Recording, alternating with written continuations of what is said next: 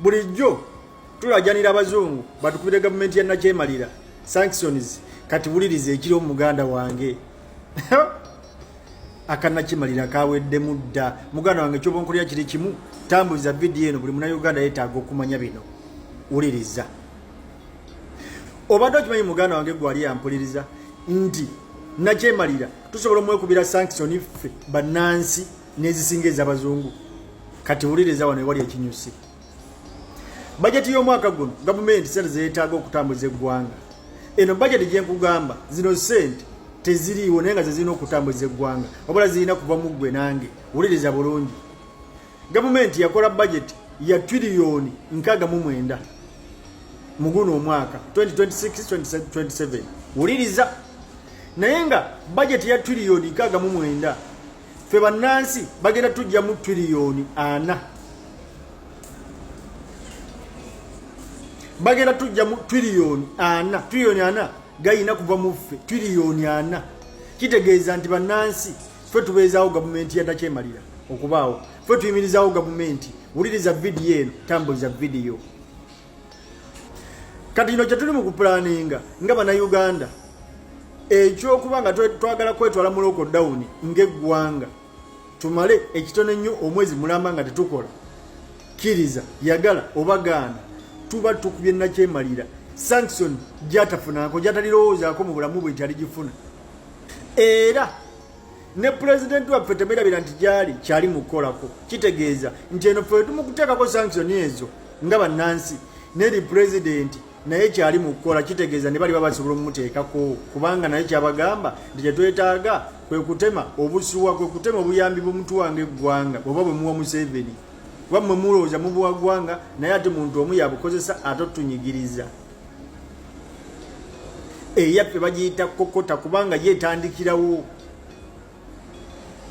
bino byetwetaaga okumanya nga bannayuganda nkusaba ontambuliza vidiyo eno etuke ku buli munnayuganda akitegeere nti yasasulira okubonaabona kwe senga ffena tumanya nti bwe tukera ne tusibawo eggwanga ne tuggalawo eggwanga ne tumanya tetugenda kukola kiyamba ffe kigenda tutwala gavumenti ya Museveni tugenda kumwejjako tambuza vidiyo sharinga vidiyo oza mubiwulidde abaana buli lukya babawo ne pulaani buli lukya era bakugambye nti ekyo kiyinza okukola singa lukeera ku makya bannayuganda mubanga mwekolamu omulimu anti era kati obuyinza buli mu mikono gyammwe era takate kyali kukola ki kulinda nti ate gundi bakuwadde ekiyinza okukolebwa ate oba oliawo netutuusa Uganda ku buwanguzi awo tuvuddewo tulina amawulire mangi nnyo agatambulira gagenda mu maaso twabagambyeko nti abasajja bano balemezaamu ne batukola akantu nti tubadde tukyabanja akalulu kaffe kekalangala nga tukyakakaabira actually kubanga embooko zaali nnyingi akalulu ne bakabba misana mukukunala ne bateekamu diversion eza DNA z'abaana bakafeero naye nagambye nti nze nkyalemedde ku twagala buwanguzi bwa Nampala tosobola kubeera na mutima mubi bwe gutyo obbe amataaba akalulu kekalangala tewaliiwo n'omu munnayuganda abadde takimanyi nti abalonzi babadde bawa mataaba eri Nakimuli kubanga Nakimuli y'omu ku babaka abasinze okuweereza kalangala obulungi era bannakalangala ne basalawo ne bagamba tetusobola kubeera na mitima gyako middugavu ne tumma Nakimuli amataaba wadde yafadda katukungubage naye katukutwebaze emirimu gyakoze ne famire tugiwe tubenga abagiwadde liwaadi naye twewunyiza okulaba abantu bakagwa ensonyi simanyi oba mwabaddemu n'abakyala nga bakola ebintu bwe biti kubanga abakyala batera okubeera n'emitima egy'ekisenyi naye bwe babanga nabo beetobeseemu ne bakuutiza ne babaloti staffinga ne bapulitiikinga obululu ne babuyiwa mu bokisi ne bakyusa zibyara foomu nga nabo muli bennyini kye bakola bamanyi nti kikyamu nze ndowooza kyabaswaziza nnyo era kyamazeemu ensa ne kiweebuula ne byabakama ne kyongera omukakasa nti ye buli kalulu ke yeetabamu naddala by-election buli waalinnya aba agenze kulangirira kibba kalulu naye abantu baba balowooza agenze kutaasa mbeera akalulu kaveeyo nga kamazima na bwenkanya mukulu byabakama naawe weerwaneko kubanga kati ekivume kirabika kikuteekebbwako ate kirabika kyandifuuka kikolimu nga kikugoberera bwe wali mu kalulu k'ekayunga twalaba results ezimu nga za kifuula ningi n'ebikolobero byonna bwe wagenda mu Kesoroti era ebikolobero byali byebimu bwe wagenda mu Kena akeserere mugenzi okage era ebintu byebimu ne byetobeka ak'ekikuuba ebintu byebimu byalabiddwako akegundi Omoro kituufu abantu b'Omoro bawa mutabani w'Olabi naye era mwalimu vulugu eyetobeka mu kalulu. Mukama bali mugamba ki munange ebintu bakola ebintu mu butuufu ebyenyamiza omuntu n'alayira ng'akutte ne Bayibuli oba Bible ng'alayiriramu naye ng'akimanyi nti mu butuufu akalulu yabba kabbe nga bye tulaba wano ebyali ku Honorable Rosemary oba Rose Naluwa ne babba akalulu emisana ttuku omuntu n'akeewaanira namu era n'avaawo n'ebifo ne bamuwaana kwegamba nga waali omukozi ennyo aho wetuli era wetutambulira byonna nga bigenda mu maaso nze nkugambye nkutwala mpolampola era tujja kubanga bingi nnyo byetutuukako. Okay, asooka togere ku nsonga y'ekalangala eyo. Kalangala baakoze emivuyo ne bakola ki ne bakyanga akalulu engeri gye baakagaddemu era ne ba announce nga kye baagala okitegeera. So Kalangala obeera revolution yenna you have to celebrate. It is a sign of victory. Waki ekisooka mu Uganda ekintu kyenjagala osooka otegeere kikyolwanyisa kikyolwanirira kikyoyagala okupuluvinga ebintu bisatu byolina okwebuuza kikyolwanyisa kikyolwanirira kyoyagala okupuluvinga. Kalangala Saga yaguddemu ki democracy. Nakugamba nti revolution eno always eyina ebintu bisatu byetambulirako. Eyina ekintu kye bayita direction. Eso etandika n'ekintu kye kambivemu order. Eyina ekintu kye bayita mission. Weba etandika. Eyina ekintu kye bayita vision. Eyina n'ekintu kye bayita direction. Along the way ng'otambula revolution zino zina ebintu bye zireeta.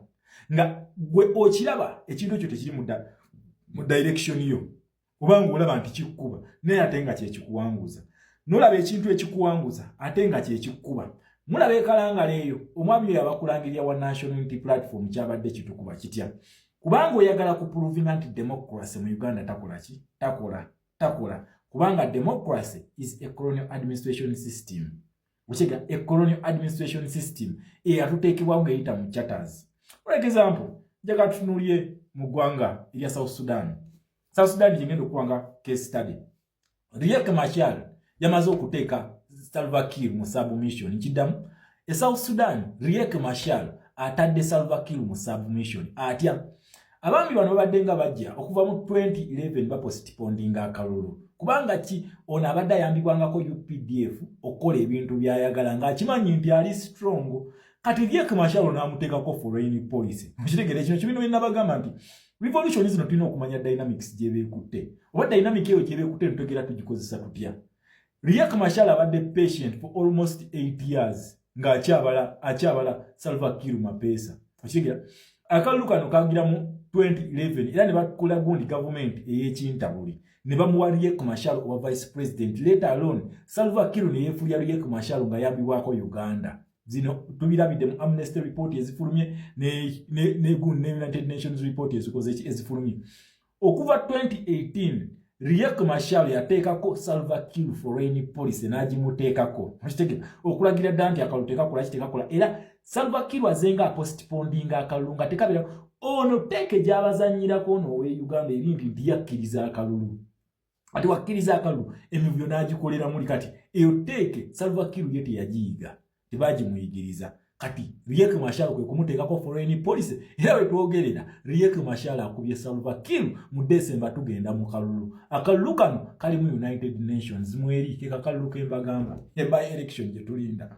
Mushegere ekintu ekyo nakuga nti tugifuna emirundi ebiri. If we don't get it through a domestic uprising tugenda kugifuna through dialogue. Dialogue zibadde zigenda maaso mu ggwanga erya Sudan era ng'ennaku mu December bagenda kwesusa kalulu. Riek Machar tali ku ntebe. Mark my words, I mean Salva Kiir tali ku ntebe ya Sudan. Mark my words and watch that space. Nkidamu mark my words and watch that space. Salva Kiir agenda kuva ku buyinza obw'eggwanga erya Sudan nga tebalwanye.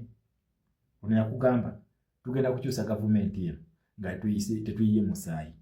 Nakuga tutunulya nnyo avenues esatu ezikola gundi eno ezikola revolution eno gye tulimu tutunuulira the domestic factor that is the social factor ye people power era ensonga lwaki nabagamba nti kweno essaawa tulina kuzuukusa people power yeyina okukola ki yeyina okukola tutunuulira nnyo foreign policy the influencing factor that is United States of America ekubye Salva Kiir sanction emukubye sanction nekwata bajje ne bakuba sanction bakuba zibani mpaka economy okugisuula olunaku waire Sudan wogenda exchange rate eri 0 tebagula sente ya Sudan eri ku 0 lwaki manyi ga foreign policy kyekino kyenakugamba nti revolution eno yakola shift kati wekola shift eba tekyali political ebeera economic and social revolution economic factors zezigenda okuvaako okugwa kwa Salva Kiir era bakubuuza nga kyekyasula Salva Kiir it was an economic factor eyamuteeka mu submission okugenda okukkiriza elections tunyonyola akalu kekalangala we kaali nti yaddenga abantu abasinga kyabamalamu amaanyi naye yagamba nti bwali buwanguzi bwereere kubanga ekyali ekalangala embooko yanyuuka abaana ne bawamba polling station olululu ng'olaba bakola kibabutiikinga misana ttu ku maaso ga kamera nti naye era olaba nga results zagendanga okuvaayo ku polling station ez'enjawulo nga Nampala awangudde mpaka we baatuukira eno gye baatuuka nga bulijjo ne bakyanga akalulu ne balangiriramu oli gwe baagala sagamba nti kyekibamalaamu maanyi agenze mu maaso nakuwa example byebyo ebigenda bibadde Sudaani nga ayongera okulaga nti ne wane Uganda kisoboka awo nga tuvuddewo tugende ku nsonga ya Generali Muhoozi tweets zaakola ezo yavaayo n'akola tweet ku Ssaabasajja Ronald Muwenda Mutebi owokubiri n'akola tweet ku omukulu His Excellency Robert Kyagulanyi Ssentamu naye n'amutegeezezza nti munnange abantu abatagambwako beeba abantu ababiri be yagezaako kuba ng'asongamu olunwe ayina ensonga lwaki amugambye era ku nsonga ze bino bw'ati kozesa busungu bwo bw'omissinga opportunity eno bw'otakozesa opportunity eno egenda okujja wuliriza alaba akatambi kano ogenda kwolekera ekikyasinze okuba ekibi in the history of our country wuliriza alaba akatambi kano tusigazaayo obubiriiti obwa kankiddemu nga nkikkaatiriza oli munyiivu kituufu naye osigazza obubiriiti obwa nejje Museveni asigazza obubiriiti obwa nga tannafa oba nga tonnamutwala misinde ayagala kakasa nti obubiriiti buno obubiri agenda abuzikizza kubanga akimanyi nti ne bw'okola ebintu byonna n'obimalayo buno obubiriiti bubiri nga bukyasobola okwaka obeera ku no work done akabiriiti akasooka ke kano wano kano kalaba ko tebagenda kakwatako ekyo nza kikulayirira lwa nsonga General Museveni akimanyi nti ekyatwala abaamusooka kaali kabiriiti kano so kanaakatya nkiddamu nkyogera nga nkikakasa kasookedde Museveni afuga Uganda eno ensi y'ono omwami tannagifugako ensi Buganda akimanyi nti kasookedde ajja ensi gy'atannafugako ey'abantu we baamugaana ne bamugoba nga balina omuntu afugawo yensi y'ono omwami kyova olaba amutya tulaba nti jeno yeekalakasa n'ayogera kino ne kino buli w'abayogera ku mwami ono ku kati kano ayogera with respect ate yegendereza ebigambo bye gamba jeno atwitinga Jeno Muhoozi mugamba atwitinge ku mwami ono ne bw'atwitinga akomawo at least ne yeegana tweet ne bw'abanga yagikoza ayina okudda n'agyetonda akati kano kalaba kano koba katya kubanga bakimanyi kano ne bw'okakwatako mu kiro mu matumbi ku ssaawa 9 zigenda okuwera ssaawa 2 ng'oyise ku boda Mombasa so kati kano akati bakamanyi nkiddamu balina pulaani yagala okukazikiza kituufu ate pulaani eri mu kisanja kino mu vidiyo egenda okujja naye bakimanyi nti kano akati kalinayo defense esooka gy'olina osooka oyitamu kitegeeza kino kisenge kyakubiri ekikuumye bannansi ekiwaniridde Uganda so bakirumba bakitya ekisenge ekisooka kye kino wano kana akati okalaba woyina oteeka obusungu bwo nkiddamu bwe bayita ku kisenge kino wano bokkiriza ne bayita ku kisenge kino wano kino tobeera sure nti kino kye bagenda kikwatako. Nkuddiramu, bokkiriza ne bayita ku kisenge kino ate gwe atava mu region muli kisenge kino weekaabire nkiddamu akomawo totegedde towulidde nkugambye akomawo ono kana akatiko ekibiri tikakomawo anytime soon. Mpuliriza mwana bakatambi kano wanyiiga dda olina obusungu bungi bino njagala bikugamba munnayuganda alaba akatambi kano bwe bazikiza akati kano newe bakakwatako obukwasi ngalo newe ziba wiiki 2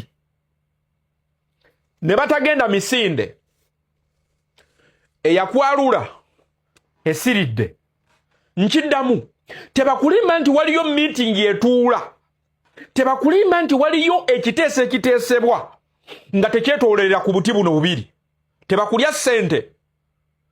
Olaba akati kano Museveni akanoonyeza bw'akazikiza talaba kubanga akimanyi kana akati nga kakyali k'amaanyi tayinaawo waaka tayinaawo. Kyova olaba kino nsobola kyogera authoritatively nti kasookedde Museveni afuga myaka 4 yakafuga region yeza Western ne Northern ne Eastern region agifuzeeko katundu kuba nayo akimanyi bamugoba. Kati mpuliriza mwana bakatambi kano ng'okyalina akati kano nga k'amaanyi ng'oyagala kuinstallinga leadership oba ng'oyagala kuinstallinga dictatorship efaanana ya North Korea ng'oyagala kuleeta the Kagame way of leadership ng'oyagala kuleeta bufuzi bwa Kagame Uganda olina osooka ozikiza akati kano naye nga tunatuuka kati kano tageti ye ina kubeera kati kano. Mpuliriza mwana bakatambi kano tuyina omukisa gusembedde. Olaba ebyo bwekalakasa nti wanyiiga senga ono kkiriza ono tebalina yadde omuteekako akagalo bwe kati kazibere nakweza. Museveni akimanyi mwamubabula ku Arua ne mumubabule Luuka nga kutte kati kano. Mpuliriza mwala bakatambi kano okwatibwa kw'abantu kwonna kwolaba kuli mu kuteekateeka okkirize nti bwe bamukwatako ekitwale kiri nomo. Mpuliriza mwala bakatambi kano akomawo. Nkugambye ono akomawo mu bbanga eritali lya wala akomawo.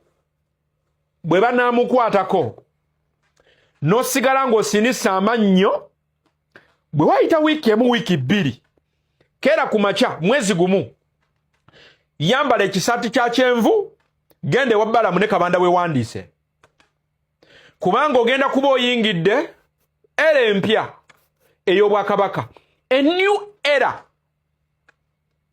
Wuliriza igwe nange tugenda kuba tuyingidde new era toddayo okwasama. Omukisa tuyina gumu bwe guti oba sina kindi emikisa 2 naye kino nkikubuulira nga nkikulayirira bwe bayita ku defense eno gy'osigazza eno wano bwe bagiyitako n'otalwana nnyo nga bwe walwana mu Luuka n'Arua eno wano olimbuulira abali baawo oyambalanga bwambazi saati yo eya PLU n'ekisaati kye kya NRM waliwo agenda okuŋŋamba enkyukakyuka ekoma ku Robert Kyagulanyi Ssentamu osigaza defense ejja gw'ayagala nnyo wano ng'oyagalawo nnyo wano kuba wano tebasobola kuteekawo ngalo. Museveni engeri gy'abadde alwana awantu wano abadde alwanawo in a process tatuuseewo mulundi gumu mpola mpola.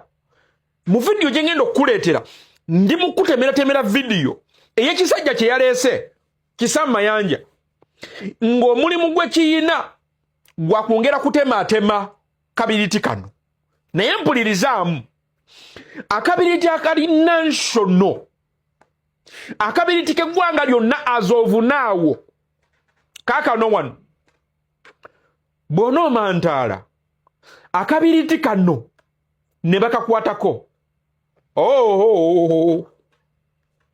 yambala saati yo ya kyenvu, yambala kijoozi kyo nga kiriko jje n'omuhoozi, genda kola ebyokukola, kubanga tugenda kuba tusesetuse emyaka 40 sinakindi tugenda kuba tudiddeyo ddala wali ku 1960 oba 1956. Wuliriza alaba akatambi kano, tulina omukisa ogutayinaayina nti omwami ono akomawo. Wuliriza, oyagala enkyukakyuka yiino wano nkuddiremu, oyagala enkyukakyuka yiino wano, eno wano nkuddiramu, eno wano yenkyukakyuka. Bwe bamukkiriza ne bamuyisa mu kitundu kyo, igwe wuliriza, eno elasti sapa, eno elasti miru yaabwe, eno yensobi esemba, lino lyeppeesa erisemba, kubanga lino balitya, kati lino lyeppeesa lyabwe erisemba. Mukwano gwange bw'onooyasaamirira ne bakwata ku pensa lyo, eno ye defense y'esemba ey'okweyagalira mu Uganda. Wolan webale kubanga wekomide ku NCK TV, teweerabira kubanga osubscribinga, ringinga that notification bell, sharinga, likinga, ebisigadde butereva mawulire tujja kubanga tugakuweera, tujja kubanga tugakutuusako wona woli wona wosinzidde. Sigala naffe tova.